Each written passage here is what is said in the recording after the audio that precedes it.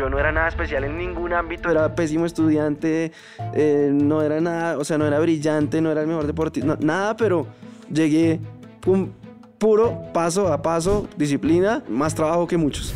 ¿Y cómo combatías esa lucha interna? Porque muchas veces en sueños que las personas tienen o tenemos, los limita el que dirán tanto de los conocidos como de los lejanos o de historias que uno se crea. Como yo ya había pasado por lo que para un niño es lo peor, que es perder a sus papás, pues me hacía ver que todo lo demás a lo que me arriesgara, así perdiera, pues no era tan malo. Nada que no implique que alguien se va a morir, y sobre todo más si es alguien cercano, es tan grave. Yo sé que puedo salir adelante. Si pierdo toda la plata, sé que hay otra manera de hacerlo.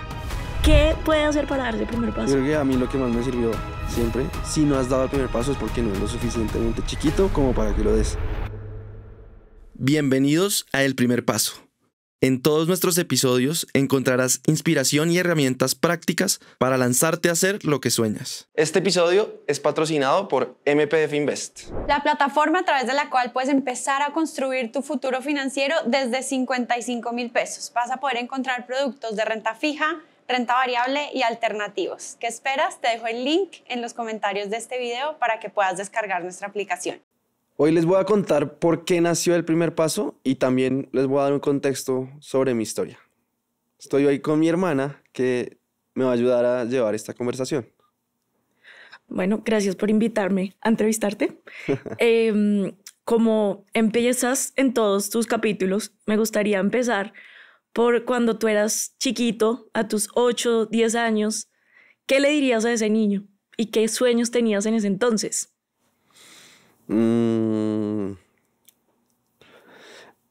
Pues le diría que siga soñando así de grande, porque yo particularmente desde cuando era muy chiquito soñé con cosas muy grandes, como con conseguir, no era muy específico el sueño de qué, pero sí tenía sueños de alcanzar cosas grandes y como que pudiera sentirme orgulloso de cosas que había alcanzado y que mi familia y las personas cercanas también pudieran como reconocer eso que yo había podido hacer. No sabía qué era, pero tenía eso. Entonces yo creo que le diría que, y además porque yo sentía la confianza de que podía hacerlo. Entonces como que le diría, siga soñando así y siga con esa confianza que tiene, que esas dos cosas van a llevarlo muy lejos. Desde chiquito, ¿sentías esa confianza en que todo lo que soñaras lo ibas a lograr?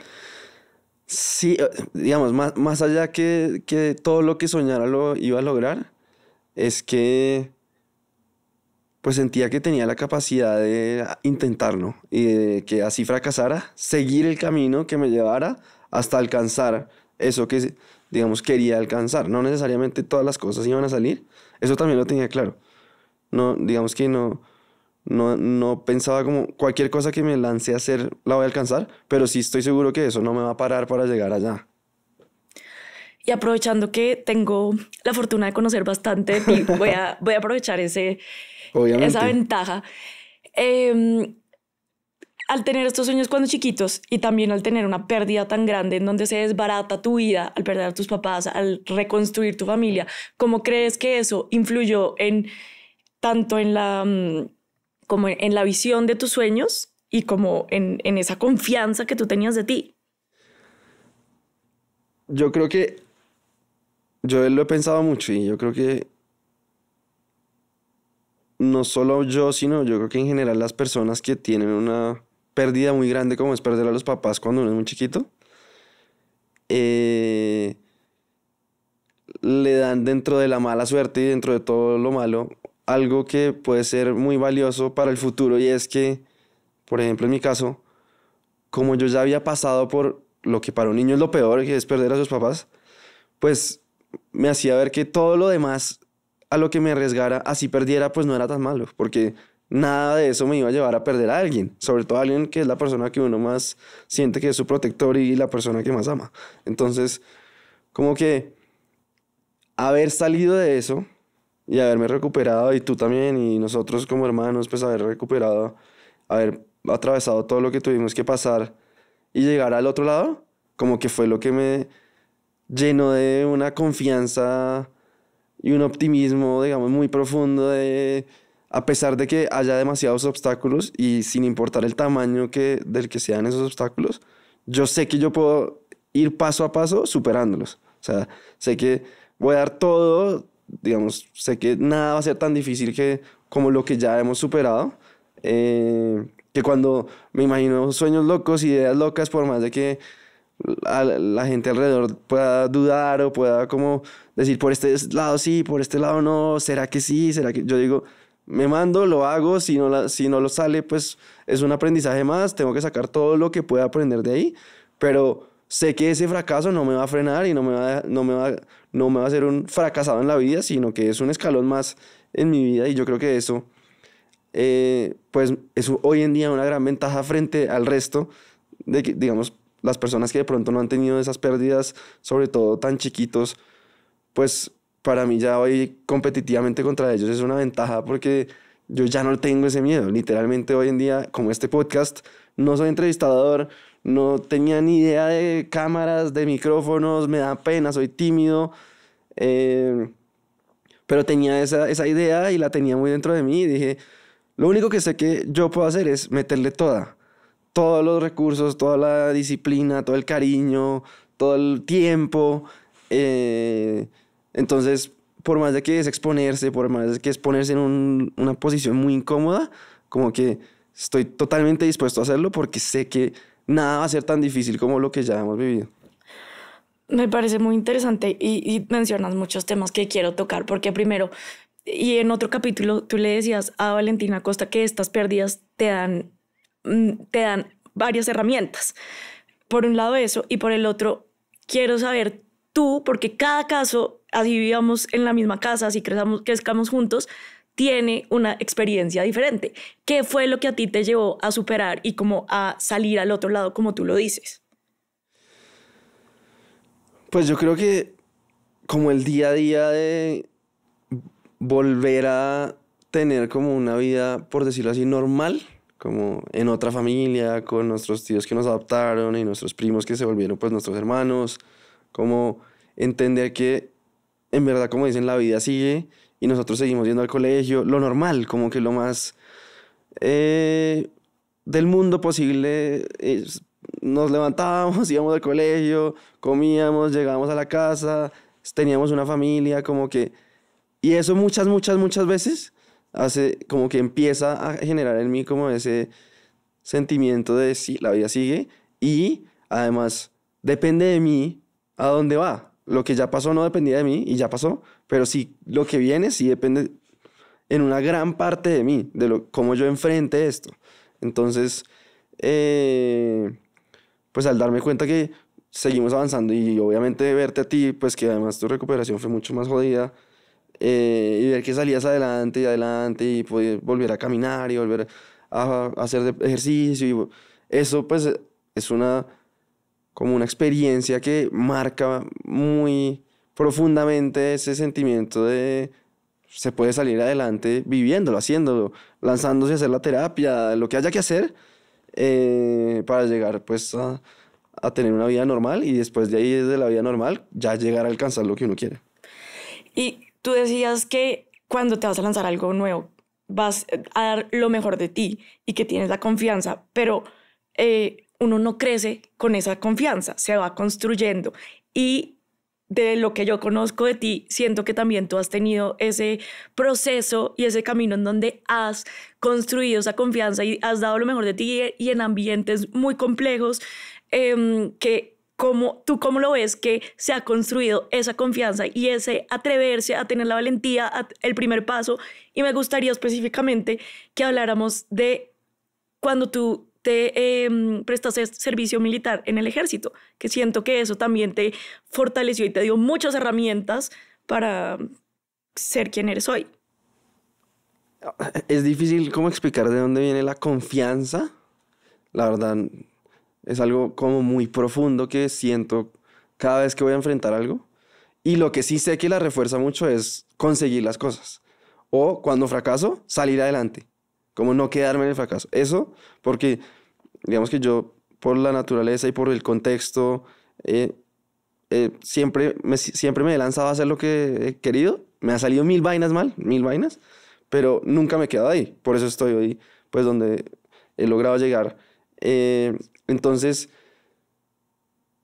cuando yo me doy cuenta que fracaso y puedo seguir, y después esa sí sale, y después quiero hacer otra cosa, y vuelvo a fracasar 1000 veces, pero sigo y sigo, y voy consiguiendo las cosas, como que eso empieza a reforzar el sentimiento de yo sé que voy a llegar a donde quiero llegar, no sé, y muchas veces no es como uno se imagina que va a llegar allá, pero haciendo el día a día de las cosas, como que la vida lo va llevando a uno hacia donde efectivamente pues uno tenía como objetivo llegar, y le va presentando las personas y las situaciones que uno nunca se hubiera imaginado que iban a llegar, pero pues que terminan llegando y lo terminan a uno acercando allá donde quería. Entonces pues yo, digamos que lo que sí he hecho es ponerme retos a mí mismo. Entonces desde levantarme a las 4:50 de la mañana a hacer ejercicio hasta no comer nada de azúcar, entre semana, no sé, no oír música, no darme los gustos que me doy el fin de semana, para ir dándome yo digamos en mi inconsciente, diciendo yo soy capaz de hacer las cosas que son difíciles, porque obviamente hacerlo rico es lo más fácil, pero hacerlo duro es súper difícil. Y entonces haciendo esas pequeñas cosas, uno mismo se va generando como ese momentum de generarse confianza. Sí puedo hacer esto, sí puedo aguantarme sin comer dulce un año, sí puedo aguantarme sin bañándome con agua fría todos los días.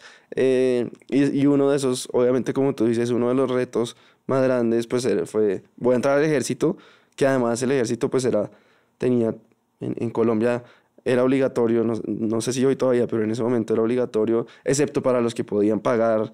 Entonces yo dentro de mí decía, solo porque yo pueda pagar no es una excusa para no ir si a los demás les toca ir. Entonces yo me lancé a hacerlo, pero también era con ese reto interno de decir, yo puedo superar cosas muy duras. Y entonces pues terminé yendo a la escuela de lanceros, que además es lo más duro que hay en el ejército, y era dificilísimo. No le diría a mi hijo que lo hiciera. Fue muy, muy duro, pero obviamente pues eso es uno de los grandes refuerzos que yo tengo hoy en día de yo puedo superar cosas muy fuertes si me lo propongo. Y si te devuelves a esa experiencia, uno, pues muchas veces tomamos decisiones o llevamos nuestra vida por la influencia que tenemos de nuestro contexto y de la gente cercana a nosotros. En nuestro caso, no teníamos nada relacionado con el ejército, y podría llegar a pensarse que en el contexto del que tú venías, de haber sido sobreviviente de un atentado terrorista, que te podría generar como resistencia a algo. ¿Qué te llevó, aparte de lo que me mencionas de no quiero que mi privilegio me haga diferente, pues yo también lo voy pues va a servir al país? ¿Y qué te llevaba también en esa dificultad? Yo me acuerdo visitándote, pues que es una realidad compleja y exigente, que te ayudaba a darla toda y a seguir adelante. Y en los momentos cuando te despertabas de dormir en el piso, que era ese como fuerza interior que te ayudaba a seguir dándola. Yo creo que lo primero es que yo mismo soy autoexigente en que si me registré a hacer algo, yo me regalé al ejército, no puedo después de salir con el chorro de babas de no, ya, mentira, me arrepiento. Entonces como que llegar a terminar ese reto que yo mismo me puse porque nadie más me lo puso, era como demostrarme a mí mismo que yo sí lo puedo hacer. Pero yo siempre he creído que esa demostración de uno mismo, a uno mismo, también siempre incluye, pues uno es un ser social, uno siempre está en una familia, con unos amigos, siempre tiene gente alrededor.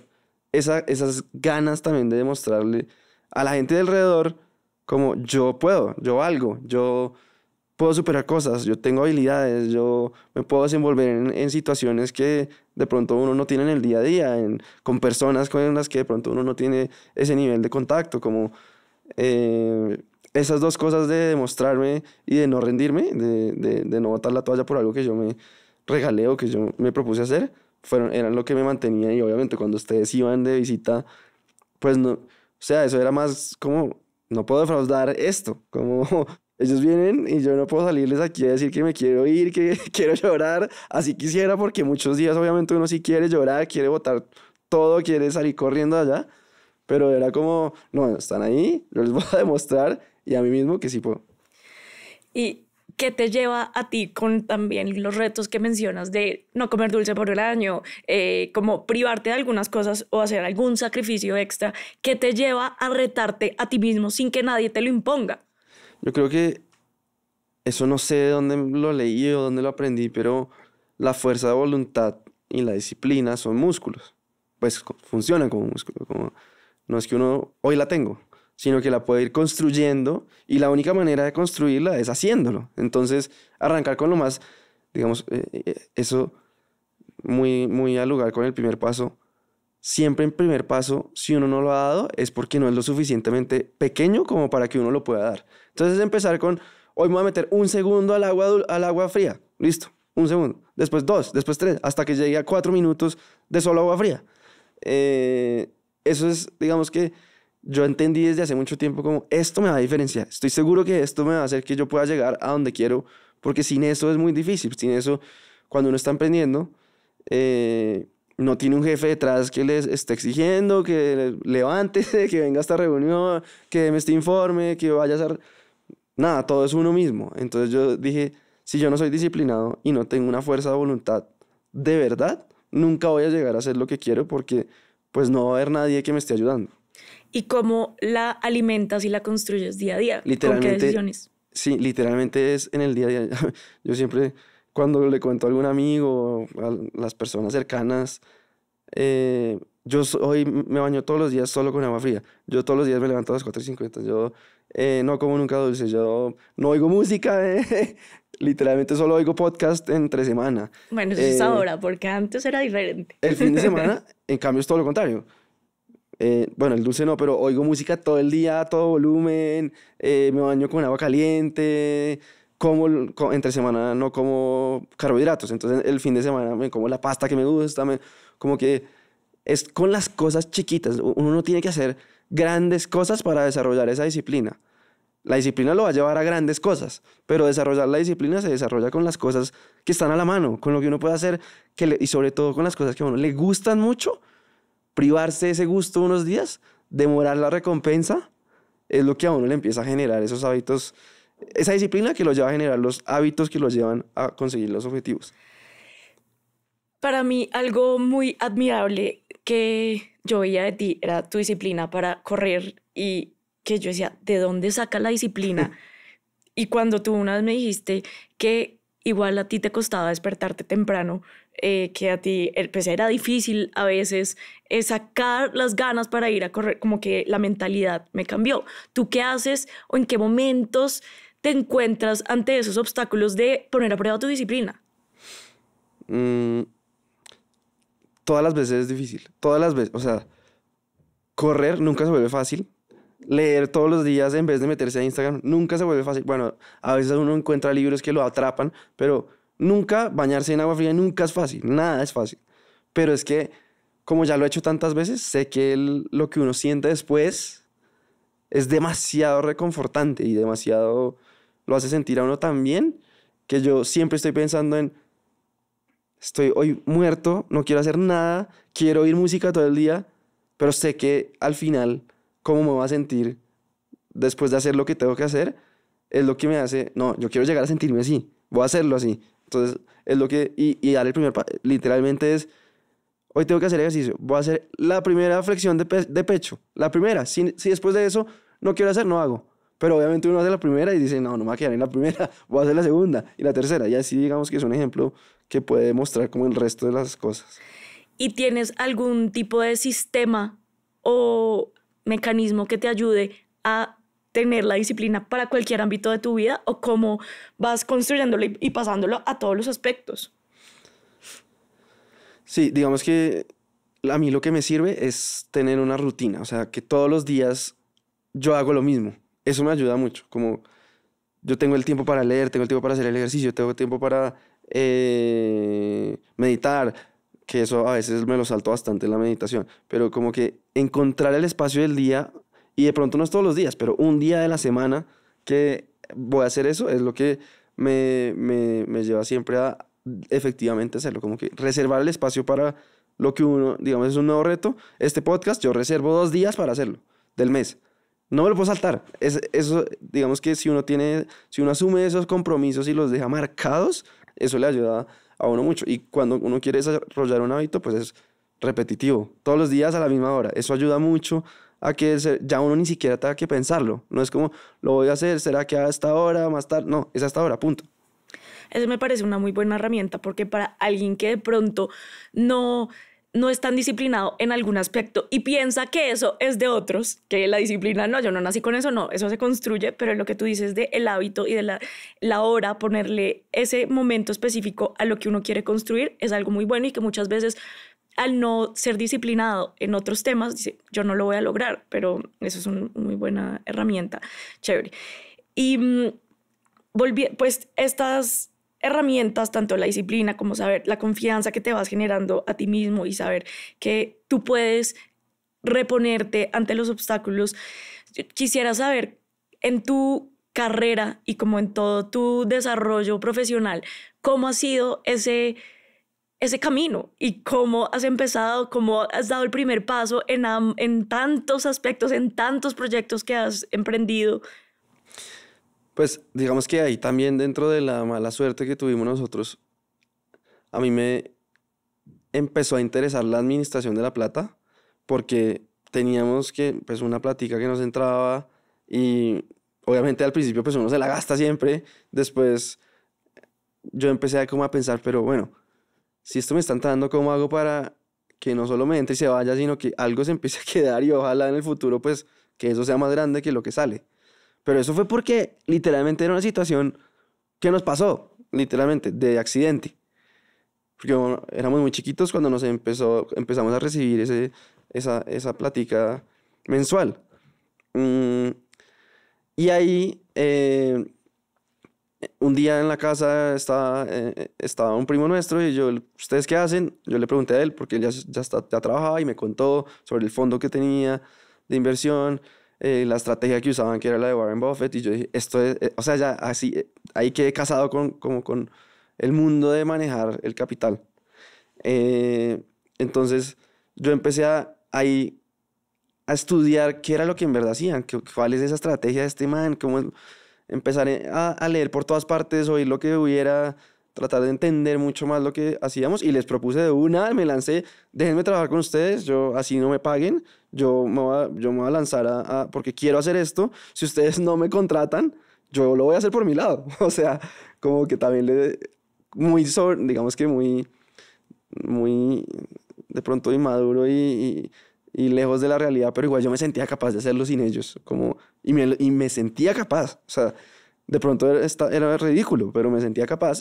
¿Cuál es esa sensación de sentirse capaz? ¿Qué es lo que tú sientes? Es certeza absoluta, como tú me puedes decir que no, y yo estoy seguro que sí, o sea, y no pasa con todo, obviamente hay cosas que yo digo, y si yo no siento la certeza absoluta, no lo hago, pero es una sensación de oír es que no me deja tranquilo, o sea, si yo no lo hago, todas las noches voy a estar, pero ¿por qué no lo está haciendo? ¿Por qué no lo está haciendo? ¿Por qué no lo está haciendo?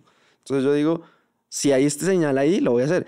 Y eso se refleja como en la actitud hacia el otro, y por eso es que ellos, nuestros primos, en ese momento, Tuto y Carlos, me dijeron, pues bueno, venga, pues yo creo que se veía esa intención mía y esas ganas, y pues además, como les dije, así no me paguen, yo quiero aprender de esto, pues ellos también pues fueron muy queridos y generosos y dijeron a un chino recién graduado, bueno, venga a ver si sirve para algo.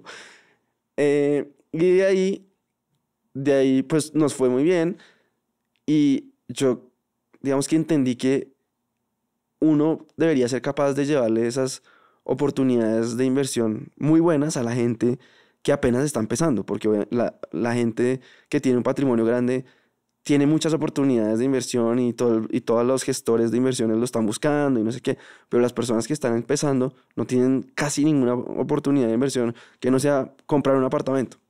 Y esa no, digamos que es una oportunidad de ahorrar y de cuidar la plata, pero de inversión y de crecer el capital hoy en día no es tan fácil haciéndolo a través de una compra de un apartamento.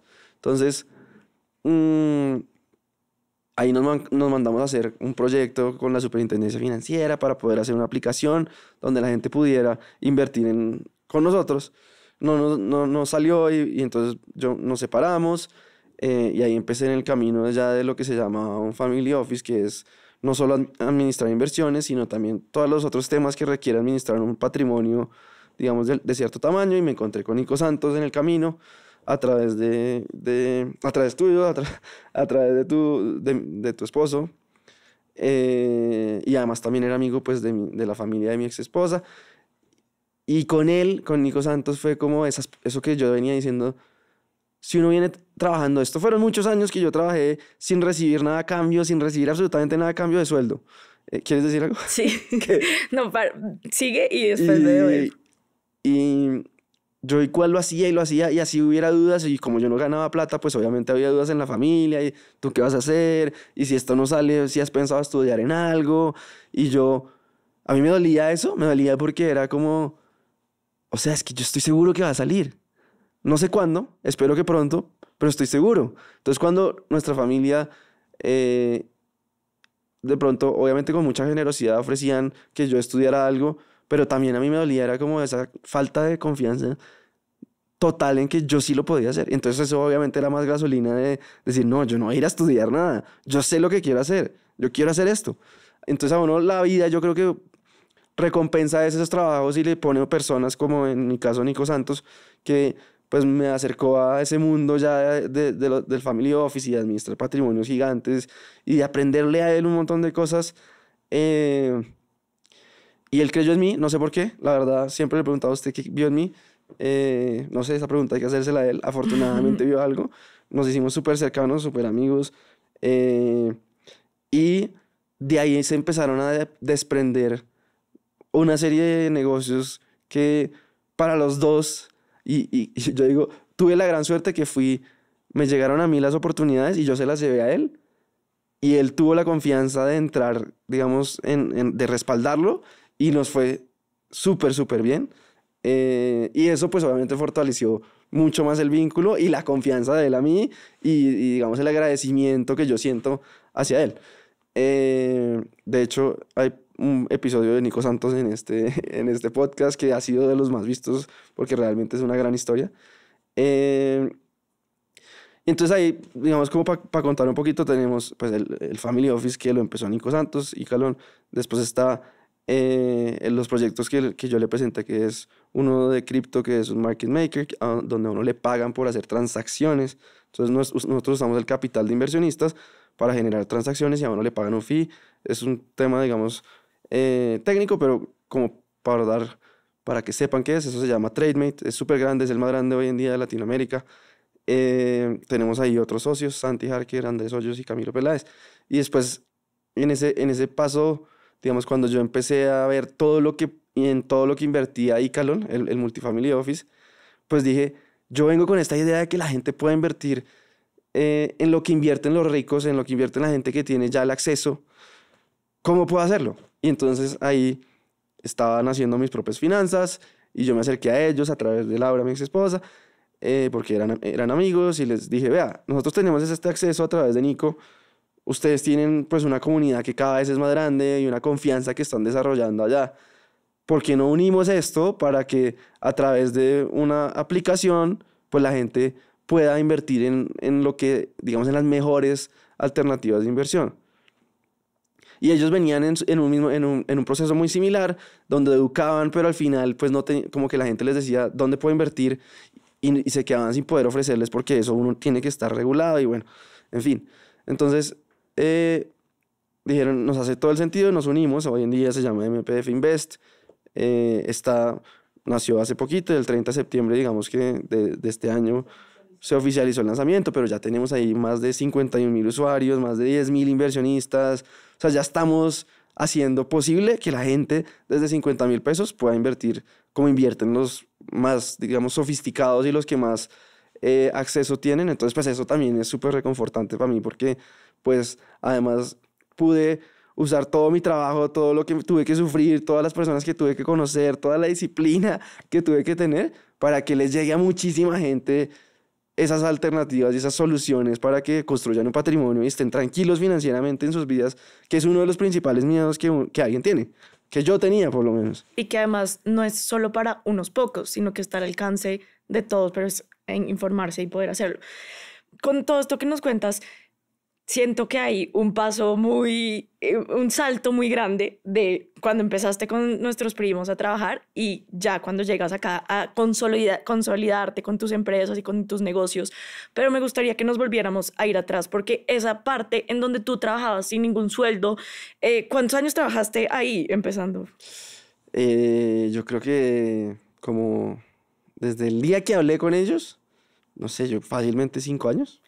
Ok, 5 años, y en esos 5 años pasaron un montón de cosas, pero además también te diste cuenta de lo que te apasionaba y Sí. que muchas veces la pasión no es que un día te despertaste, encontré que mi pasión es esta, Sí. sino cómo se va construyendo. A ti, ¿qué te alimentaba que durante 5 años, mientras que en una carrera convencional, en un camino convencional como lo estaban teniendo todos tus amigos que iban creciendo laboralmente, que iban en empresas reconocidas, tú en la empresa con los primos, ¿cómo hacías uno para sacar la fuerza dentro de ti de voy con esto, con toda, pero también en esos momentos de incertidumbre, de duda, de no saber si esto sí va para algún lado, esto para dónde me va a llevar, sacar la fuerza para seguir adelante? ¿Cómo eran esos? Sí, sobre todo Esos además, años. porque también era muy probable, yo sentía que la gente cercana dijera, ese man sí trabaja, ese man qué hace. O sea, ese man dice que trabaja ahí con unos primos, pero yo no he visto que ganen plata,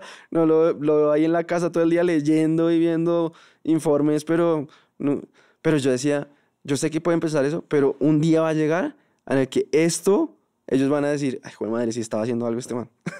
Entonces, era una lucha interna durísima por eso, porque yo sabía que estaba haciéndolo, pero el trabajo no se veía en cosas materiales todavía.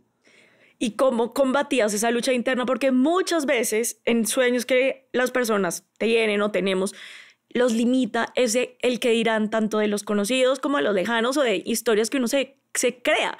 ¿Tú cómo combatías eso para estar firme con tu posición? Yo creo que yo creo que se puede desarrollar, pero de pronto también es para unas personas más natural que la duda a mí me genera es ganas de hacerlos entender que están mal, como de, no, puede que usted no crea en mí, pero es que yo sí creo en mí y le voy a demostrar por qué.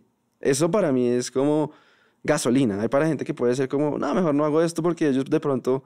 Entonces, yo creo que eso era natural en mí, pero también lo alimenté. Como que eso, si uno no nació así, empieza a hacer cositas que uno cree que no es capaz y cuando se da cuenta que sí es capaz de hacerlas, ya después la duda de los demás es solo algo positivo que uno dice, solo lo va a hacer porque para demostrarle que es que yo sí puedo.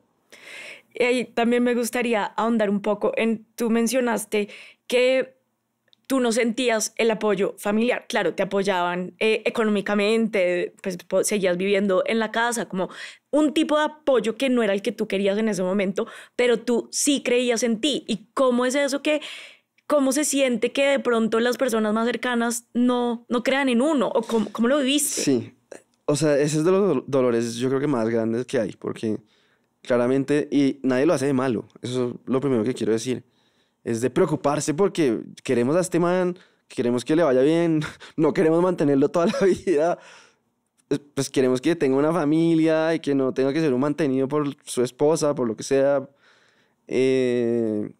Entonces, claramente pues a uno le empiezan a decir, pues estudia esto, ten plan B,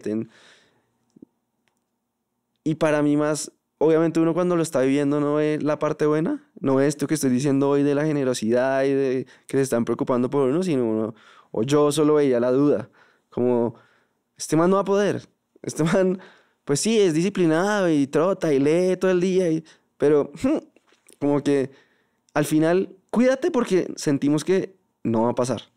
Entonces me acuerdo muy bien que el año que a mí me empezaron a salir las cosas, ese mismo año, en una reunión de familia, yo había tenido que pedirle un préstamo a la familia para vivir, literalmente, para poder vivir. Me dijeron, ok, con toda la generosidad del mundo, pero si esta vez no sale, ya busca algo en que estudiar. Como, ya tienes que hacer algo. Porque ellos sentían, no sé si sentían, pero yo lo sentía así, que yo no estaba haciendo nada. O sea, Entonces, ese ultimátum para mí fue demasiado duro de llorar, pero también como de, no, es que estoy seguro que lo va a hacer. Estoy seguro que ahora voy a triplicar el esfuerzo, hacer todo lo que tenga que hacer. Y entonces ahí se me ocurrió hacer, bueno, ¿cómo yo puedo hacer para que la gente empiece a confiar en mí, en que yo pueda manejarles, administrarles la plata, que es demasiado difícil ganar esa comida? Se me ocurrió hacer un evento en donde reunía a todos los gestores de inversiones más importantes de Colombia para que fuera la gente a oírlos.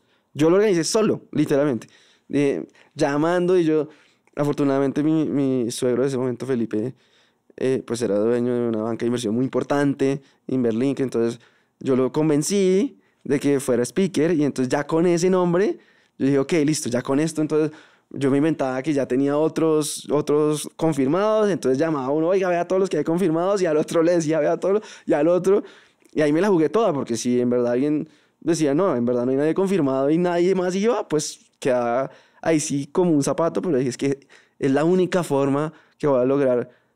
Tengo un ultimátum, voy a arriesgarlo todo, ya, voy a decir que voy a hacer este evento, y lo hice, se llamó Investor Summit, fueron, no sé, 250 personas creo en el local, y fueron los mejores gestores de inversión, fueron los speakers, salió de todo el día increíble, pero todo nació de, tengo que arriesgarme a hacerlo, y tengo que llamar a hacerla. Yo odio llamar por teléfono. Hice las 200 llamadas que había que hacer, con pena, llamé al presidente de la bolsa, toda la pena del mundo, pero yo decía, es que es la última. Es que yo creo que agradezco también que me hayan puesto contra la pared, porque si uno no está contra la pared, no hace todo lo que hay que hacer para llegar allá. Como que uno se quiere quedar como en el espacio seguro, pero si uno ya está como en la última, es como, pues es que ya no va a perder más.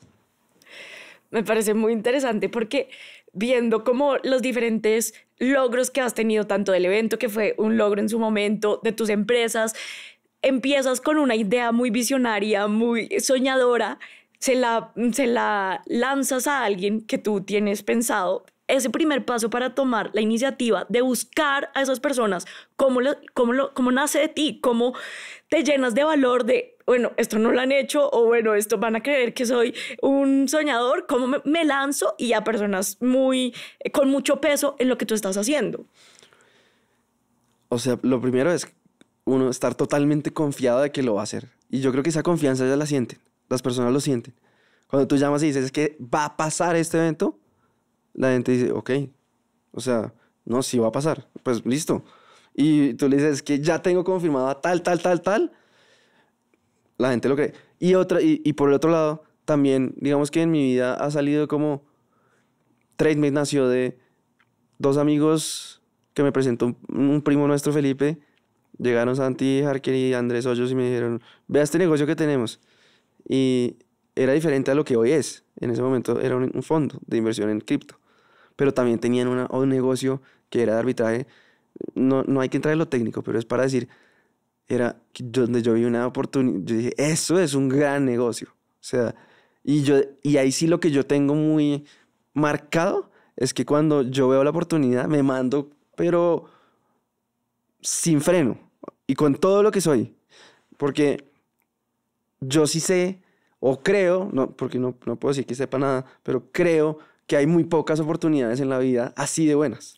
¿Qué te ayuda a tener esa sensibilidad para encontrar esas oportunidades?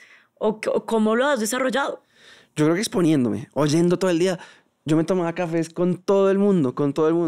Y yo pedía cafés y buscaba, y yo, venga, deme una cita, no sé qué, hablar y contar y oír mucho, leer, estar como en la jugada, leer demasiado. Eso, digamos, porque uno nace en el mundo en blanco y se va llenando de la información que va adquiriendo a través de la lectura sobre todo. Entonces cuando yo empecé a leer tanto, también ya tenía como un esquema mental de que me decía, esto es un buen negocio, esto no es un buen negocio.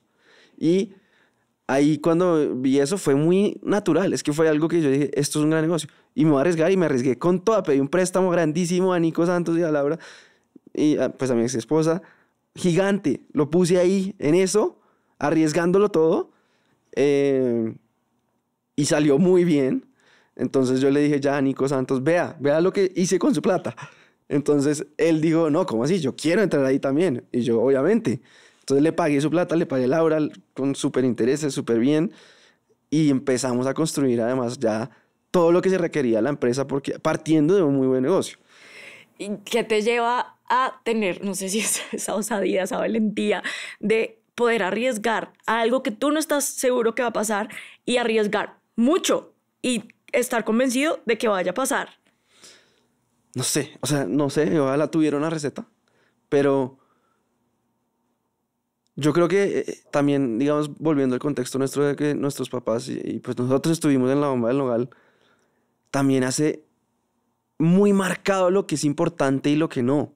¿Y qué es importante para ti? Y lo que es de vida a muerte y lo que no. Como que a uno le da una dimensión mucho más, digamos que uno tiene ya mucho espectro del dolor y de lo difícil y de lo importante. Como que nada que no implique que alguien se va a morir, y sobre todo más si es alguien cercano, es tan grave. Si me quiebro, yo sé que puedo salir adelante. Si pierdo toda la plata, sé que hay otra manera de hacerlo. Sé que nunca le va a quedar mal a nadie porque voy a hacer todo para no quedar mal, y si quedo mal voy a hacer todo para repararlo, pero nada va a ser tan grave como lo que ya viví. Es que eso me da a mí un mundo de oportunidad que es como, yo puedo hacerlo porque no tengo miedo de perderlo, no tengo miedo.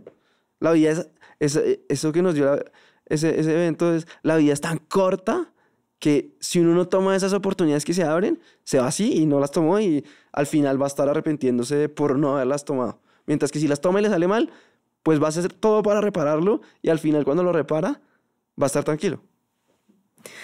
Y en tu vida, ¿qué red de apoyo has sentido? Y que como cuando tienes esas dudas, cuando tienes ni siquiera solo las dudas, cuando tienes esas ideas soñadoras, ¿en quién te apoyas para contarla, para rebotarla? Como quién ha sido tu fuente de apoyo, quién es como, una cosa es lo que tú construyes de ti mismo, pero también como esa ayuda extra o externo que... Primero, pues es los más cercanos, sobre todo los más cercanos, porque yo sí soy de los que creo que hay que contar las cosas porque eso lo compromete a uno, pero además también porque es la primera prueba de mercado, por decirlo así, como de, a ver qué piensa la gente de esta idea, a ver si tiene sentido o no. Entonces, yo me he apoyado mucho, obviamente te he contado siempre mucho a ti, a Sebastián, nuestro otro hermano, y en las parejas del momento. En su momento a Laura, que era mi esposa, y ella era súper, o sea, ella creía más en mí que yo, y daba siempre el feedback que tenía que dar, positivo, pero también tenía el lado negativo. Muchas veces de pronto tú con alguna desconfianza, Sebastián mostrando todas las partes por las que podría salir algo malo. Por eso yo tiendo a contarle primero a él todo cuando tengo una idea, porque él es experto en ver por dónde puede ir mal. Entonces eso para mí es buenísimo, porque yo como soy tan optimista, no hubiera pensado en todas estas cosas que tengo que pensar. Entonces ahora puedo desarrollar un plan para que esas cosas malas no pasen y que llegue a donde quiero pasar. Y con ciertos amigos, hoy en día mucho con Nico Santos, obviamente, sobre todo porque él tiene demasiada experiencia en lo que nosotros hacemos. Entonces pues obviamente es muy importante contarle para que él diga, oiga, a mí ya me pasó esto, ya hice esto, yo ya traté de hacer lo otro, esto es mejor por este lado. Como que siempre tratar de tener a alguien que ya hizo o algo similar puede ayudar bastante, y pues eso es lo que hoy en día pues yo tengo. Y pues tienes personas que te confrontan, que de eso pues se aprende mucho porque le ayuda a ver lo que uno no está viendo, pero al principio te costaba un poco recibir ese feedback que no lo querías oír.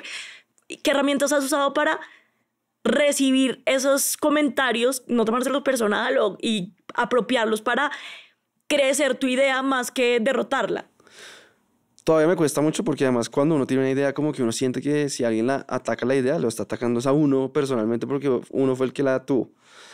Y en algún momento entendí, bueno, voy a exponerme allá porque es que yo sé que eso me va a llevar a hacerlo. Porque yo sé que todo lo que ellos digan que es negativo, hay una manera de volverlo positivo. O la voy a encontrar de alguna manera. Entonces tengo que exponerme a este dolor porque todavía me sigue doliendo y todavía después quedo rayado de la conversación.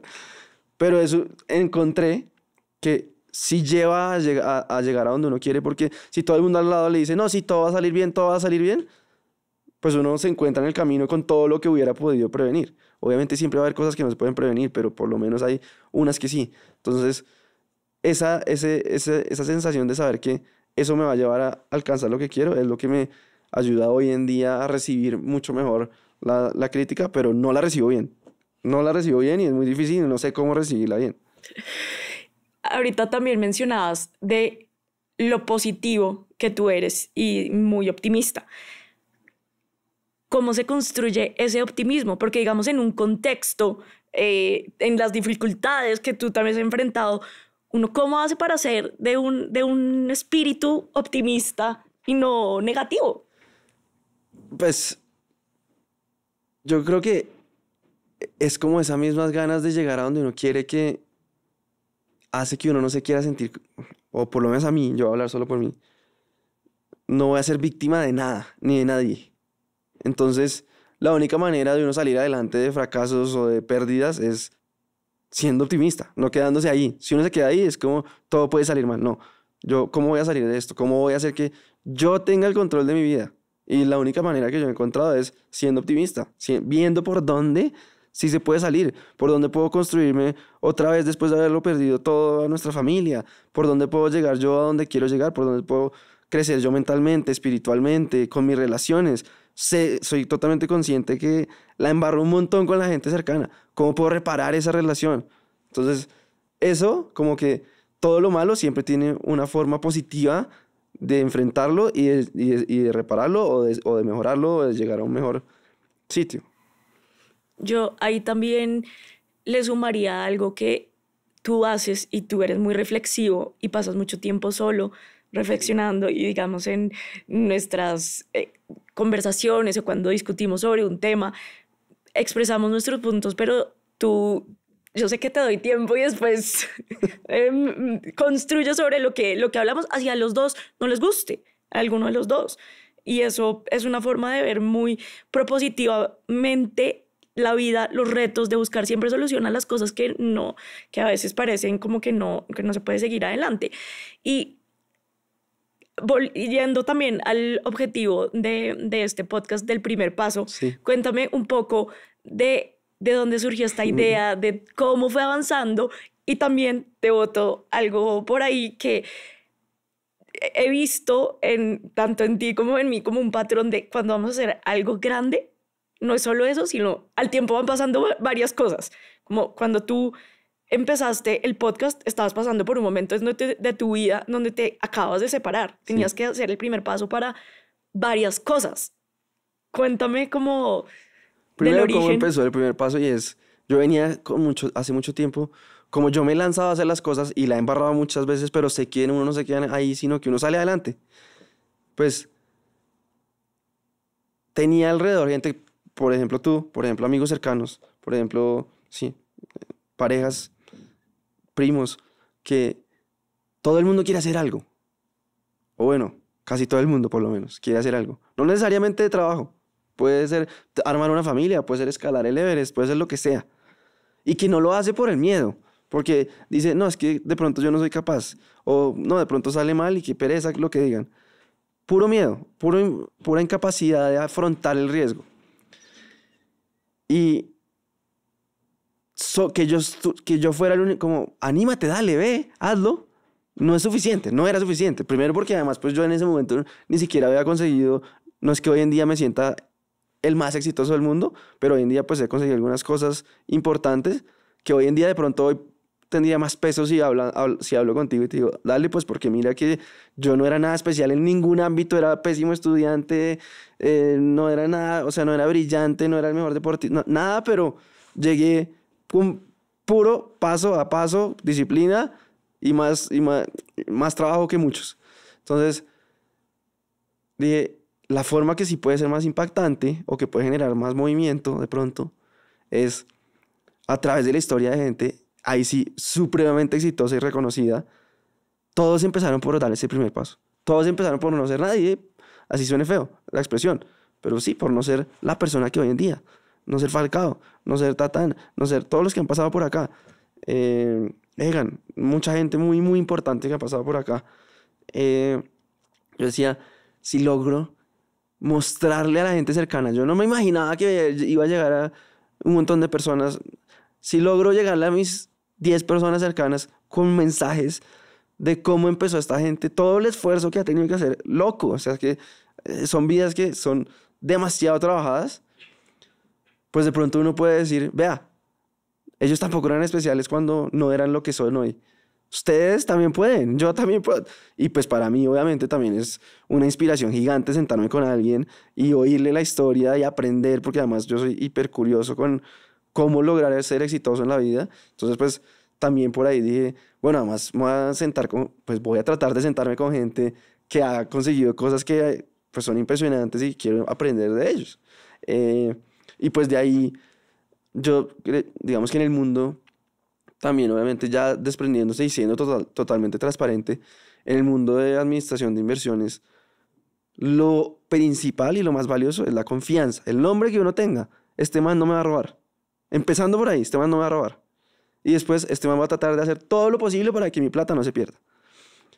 Entonces, digamos que esta plataforma también se presta como para que el tiempo que toma que alguien confíe en mí, personalmente, sea mucho menor, porque ya me ha visto varias veces, ya sabe cómo puede tener una idea de cómo pienso, digamos que ve cómo, digamos, puedo conseguir personas muy importantes para hablar, para que se abran, digamos, a contar cosas que nadie de pronto sabía. Entonces, como que por ahí también ha sido muy positivo, que eso era algo que no era ese mi objetivo, pero pues se desprendió del trabajo que ha sido también y el esfuerzo y la inversión que le hemos metido a esto, que es muy, muy, muy significativa. Entonces, de ahí.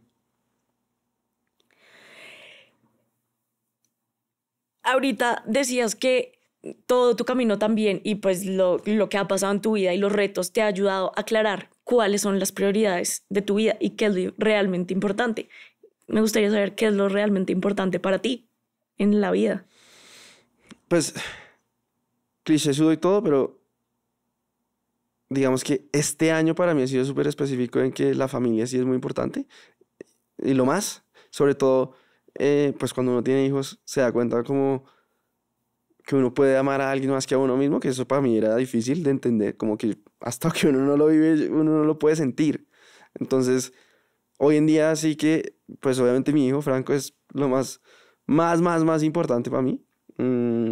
Y después estar tranquilo con esas personas cercanas, contigo, con los hermanos, con la familia, con hoy en día pues mi nueva novia, Natis, como que eso, estar tranquilo con estas personas y cómo hacerlo, porque uno tiene altibajos en todas las relaciones y uno la embarra y uno le pelea y uno habla mal, cómo siempre llevarlas allá, a la tranquilidad, a estar bien, cómo reparar todo lo que uno de pronto la embarra y también cómo crecer juntos. Entonces esa parte de las relaciones más cercanas para mí es lo más importante. Y después, cómo hacer que de esas digamos, relaciones, uno se pueda, digamos, crecer el círculo a tener ya relaciones de trabajo también muy valiosas y muy productivas. Entonces, es eso como tener esas relaciones de familia y de trabajo que sean, digamos, súper, súper sólidas y que nadie pueda decir que yo lo traté mal, más que pueda decir es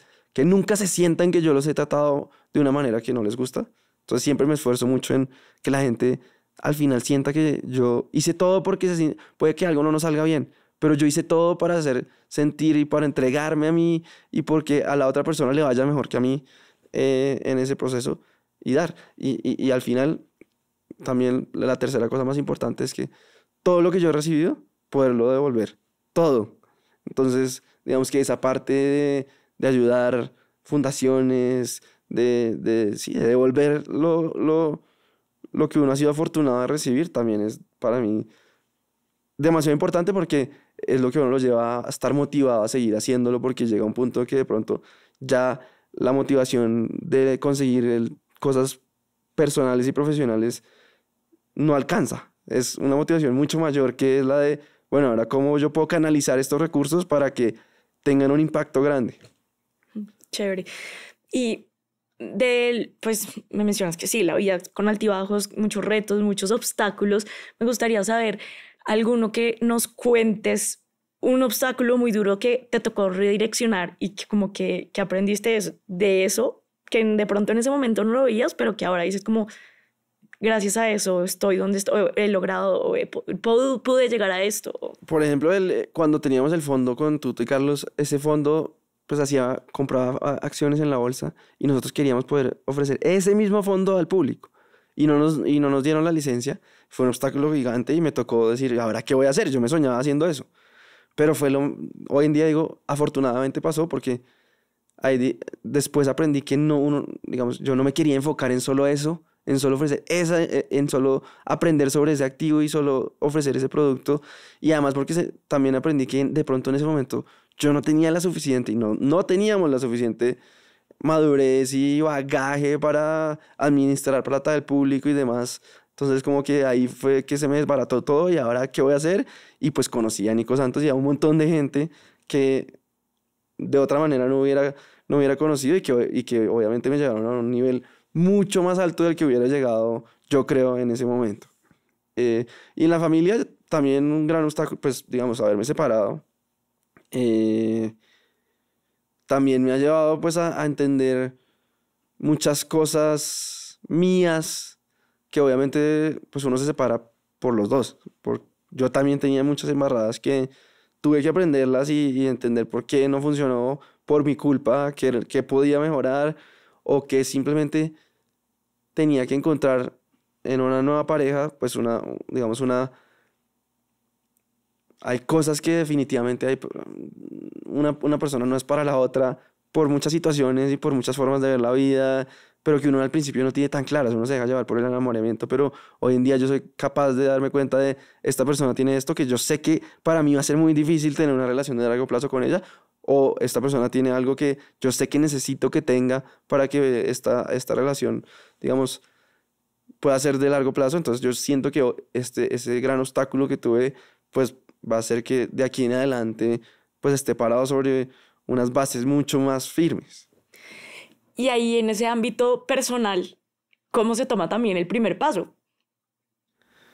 El primer paso como hacia tener una familia o como...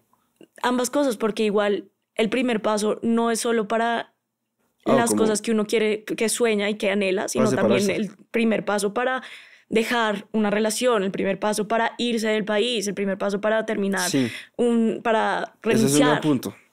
Yo creo que yo soy malo para eso, muy malo. De hecho, sí, nunca... La separación nació de Laura.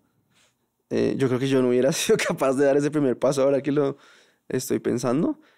Pero sin duda, y la admiro y aprecio demasiado ese valor de decir, yo quiero ser feliz, contigo no voy a ser feliz. Por más de que hoy me duela, sé que ese dolor es el que me va a llevar a sentirme bien en el futuro. Y que pasa mucho. Para llevarlo a algo mucho más sencillo, pues hoy voy a hacer un ejercicio de pesas que me va a doler, pero sé que es lo que me va a llevar a tener el cuerpo, la salud o la cosa que quiero tener. Entonces, como que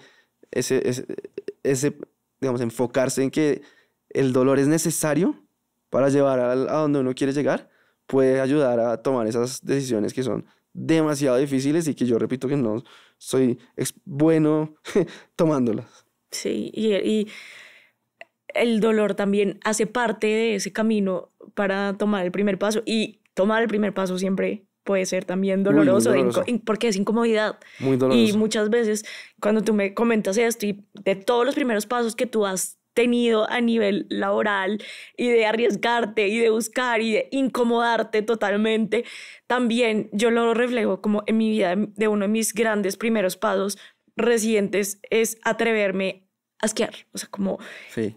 Simplemente el primer paso no es solo bueno, es para cumplir los sueños o para como uno, tengo miedo, pueden salir las cosas mal, pero ¿cómo empiezo chiquito? Claro, porque y me parece para los que lo vean, pues para ti dices esquiar pues porque tú tienes una prótesis y entonces obviamente esquiar es demasiado más difícil que para alguien que tiene las dos piernas. Claro. A mí algo que me ha gustado muchísimo del primer paso como proyecto tuyo es de ver una versión de ti que ni tú mismo conocías. De poder, de buscar a las personas y hablar, pero hablar con el presidente de una empresa, con un actor súper famoso, con una modelo, con deportistas, como esa curiosidad que tú la tienes dentro de ti, pero que no todos teníamos como el privilegio de saber qué tanto había dentro de ti y poder conocer esa faceta tuya se me hace un regalo para muchos y además conocer tantas historias inspiradoras, tantos caminos de vida diferentes, pero que todos comparten algo y es que ha costado trabajo, han dado el primer paso para cumplir sus sueños, para lograr algo que ellos han querido.